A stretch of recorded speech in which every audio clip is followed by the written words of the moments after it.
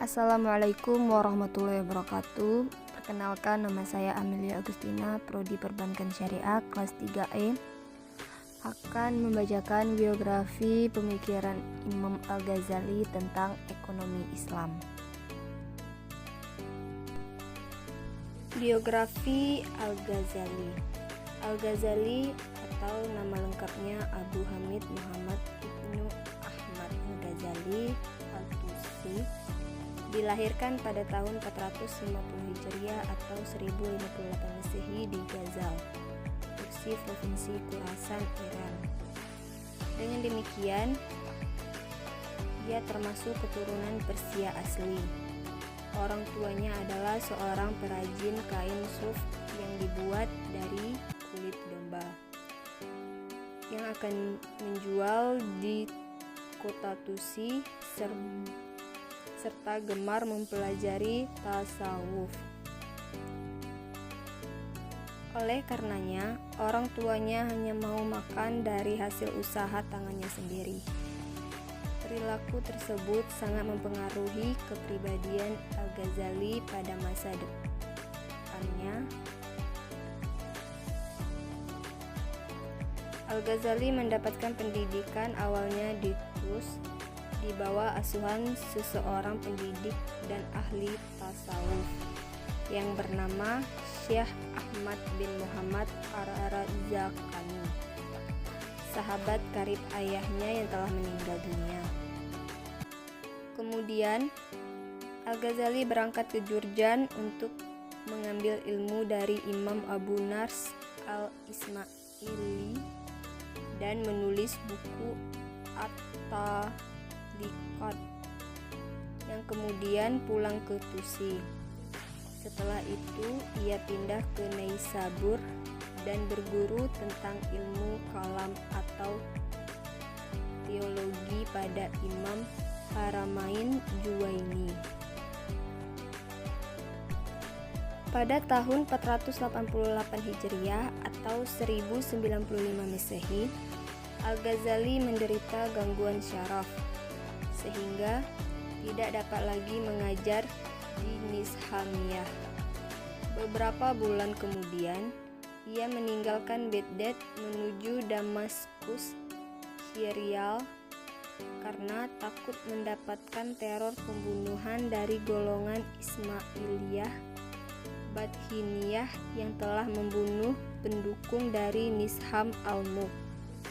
Pada tahun 485 Hijriah atau 1092 Masehi dan Kecamatan Al-Ghazali terdapat paham golongan tersebut lewat sebuah buku yang ditulisnya untuk Khalifah Mustazhir.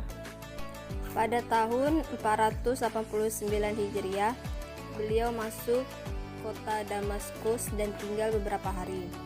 Kemudian menziarahi Baitul Maqdis beberapa lama, dan kemudian ke Damaskus beriktikaf dan di menara barat Masjid Jami Damaskus. Beliau banyak duduk di pojok tempat Syekh Nas bin Ibrahim Al-Maqdis di Masjid Jami Umawi atau yang sekarang dinamai Al-Ghaliyah. Tinggal di sana dan menulis kitab Ihya Ulumuddin, Al-Arba'in, Al-Qishat, dan kitab Makun Natsar. Melatih jiwa dan mengenakan pakaian para ahli ibadah. Beliau tinggal di Syam sekitar 10 tahun. Selanjutnya, karya-karya Al-Ghazali. Selain dikenal sebagai ulama sufi, pasca periode Sang Hujatullah, berbagai hasil karyanya yang telah banyak diterjemahkan ke dalam berbagai bahasa, seperti Latin, Spanyol, Yahudi, Prancis, Jerman, dan Inggris, yang dijadikan referensi oleh kurang lebih 44 pemikir barat. Al-Ghazali diperkirakan telah menghasilkan 300 buah karya tulis yang meliputi berbagai disiplin ilmu, seperti logika, filsafat, moral, tafsir, fikih, ilmu Al-Quran, tasawuf, politik, administrasi, dan pelaku ekonomi. Namun demikian, yang ada hingga kini hanya 84 buah. Dan yang selanjutnya, pemikiran ekonomi.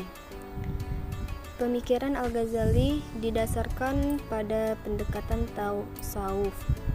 Corak pemikiran ekonominya dituangkan pada kitab Al-Din Al-Mustafa Mizan. Pemikiran Al-Ghazali berakal dari sebuah konsep yang mencakup semua aktivitas manusia dan mengkaitkan yang erat antara individu dengan masyarakat. Fungsi kesejahteraan ini sangat diruntuhkan dan telah dirindukan oleh para ekonomi kontemporer.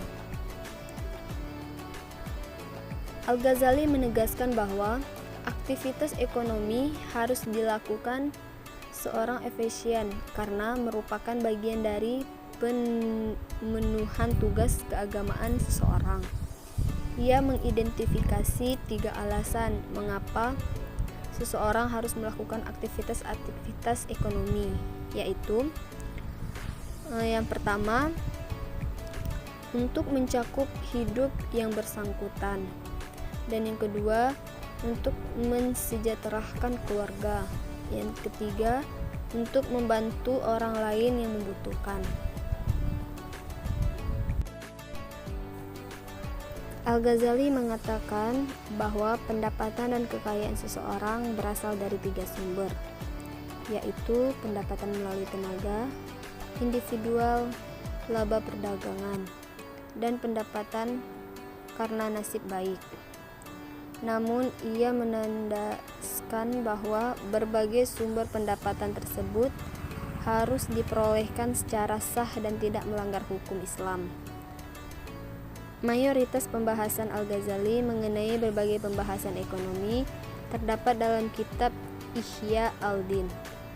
Bahasa ekonomi Al-Ghazali dapat dikelompokkan menjadi 3. Yang pertama, pertukaran sukarela dan evolusi pasar.